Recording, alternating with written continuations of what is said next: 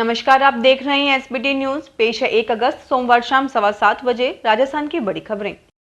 विधानसभा speaker doctor CP Joshi ने दल बदल विरोधी कानून में बदलाव की पैरवी करते हुए पार्टी अध्यक्ष को ही विधायक के अयोग्य ठहराने का अधिकार देने का सुझाव देकर सियासी हलकों में नई चर्चा छेड़ दी है।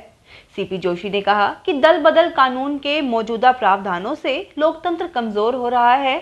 जिस दल के कहने से टिकट मिलता है, अगर उसका विधायक जीतने के बाद सदन या बाहर पार्टी के खिलाफ काम करता है, विरोध करता है, तो पार्टी अध्यक्ष उसी दिन उस विधायक को डिस्क्वालीफाई कर दे। उसे कोर्ट में चुनौती देने का प्रावधान भी नहीं होना चाहिए। राजस्थान में ट्रांसफर पोस्टिंग पर बैन को खोले भले ही 2 महीने हुए हों, लेकिन सरकार ने एक बार फिर इसमें संशोधन करते हुए आंशिक बैन लगा दिया है। प्रशासनिक सुधार एवं समन्वय विभाग की ओर से जारी आदेशों के मुताबिक राज्य में नगरीय निकायों में प्रशासन शहरों के संग अभियान से जुड़े सभी अधिकारी कर्मचारियों के ट्रांसफर पर रोक लगा दी है। नगरीय निकायों में प्रशासन शहरों के संग अभियान के तहत काम पर लगे सभी इंजीनियर, आयुक्त, अधिशासी अधिकारी, राजस्व निरीक्षक, नगर नियोजक और बाबू के ट्रांसफर पर रोक रहेगी।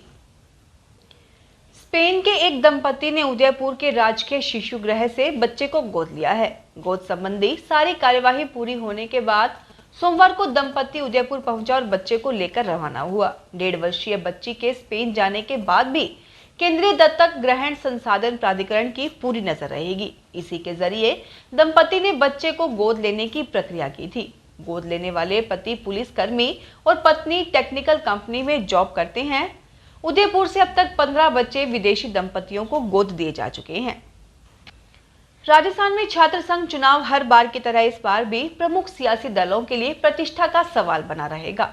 खास तौर से विधानसभा चुनाव के मद्देनजर मिशन 2023 के चुनावी मोड़ पर उतरी कांग्रेस और भाजपा के लिए चुनाव के पक्ष में आए नतीजे एनर्जी बूस्टर का काम करेंगे।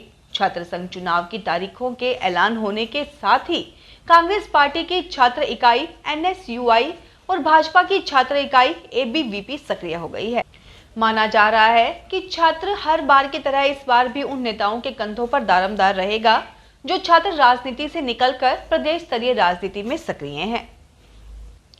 भारतीय सेना के जवान जेरेमी लाल रिनुंगा 19 वर्षीय ने कॉमनवेल्थ गेम्स में वेट लिफ्टिंग में गोल्ड मेडल जीता है। जेरेमी भारतीय सेना में नायब सूबेदार के पद पर बाड़मेर में पोस्टेड है।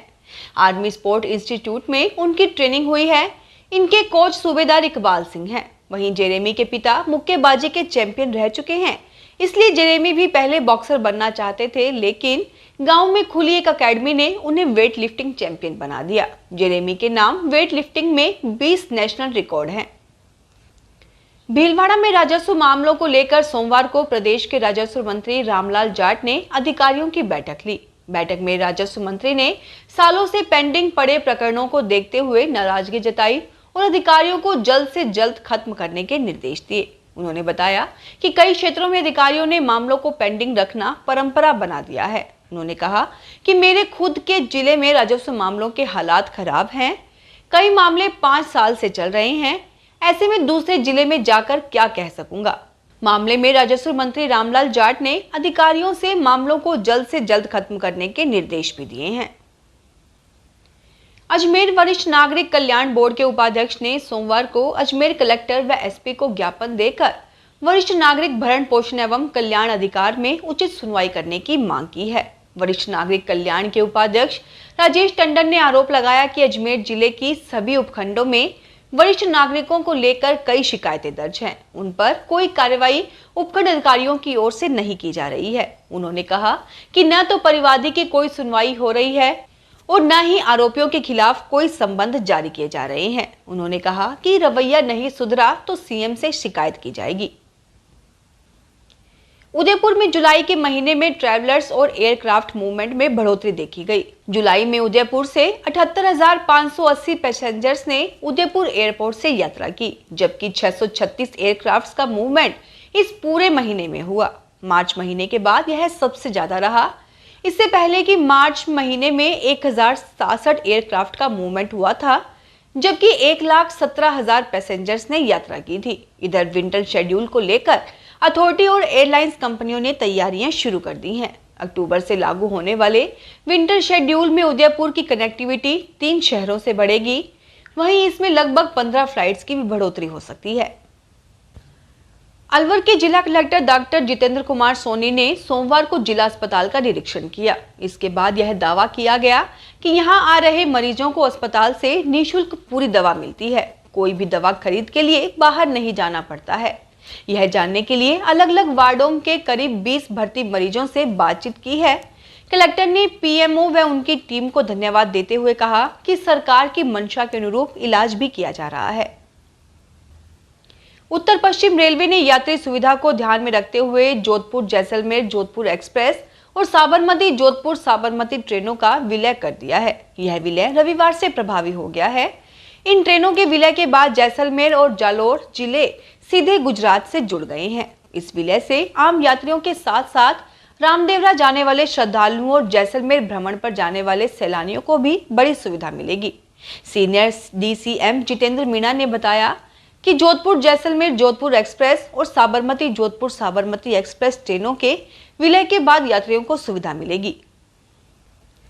3 साल बाद एक बार फिर सरकारी स्कूल कॉलेज के भामाशाहों का सम्मान किया जाएगा।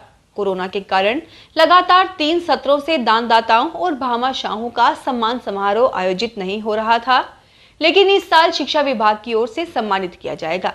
चित्तौड़गढ़ के जिला शिक्षा अधिकारी प्रारंभिक शिक्षा राजेंद्र शर्मा ने बताया कि निदेशक प्रारंभिक शिक्षा बीकानेर की ओर से एक आदेश जारी किया गया है। इस आदेश में राज्य व जिला स्तरीय भामाशाह सम्मान समारोह को लेकर निर्देश दिए हैं।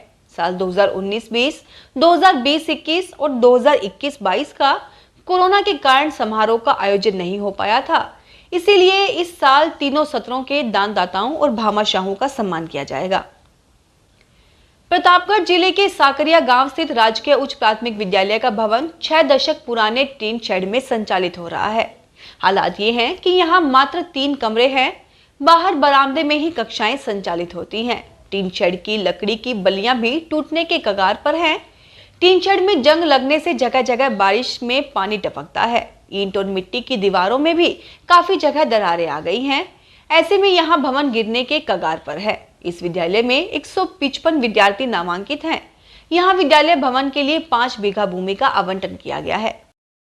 फिलहाल इस बुलेटिन में इतना ही। फिर हाजिर होंगे और बड़ी खबरों के साथ। अगर आप भी अपने आसपास की छोटी बड़ी और महत्वपूर्ण खबरों से अपडेट रहना चाहते हैं तो सब्सक्राइब कीजिए हमारे चैनल एसपीटी न्यूज को और प्रेस कीजिए बेल आइकन पर।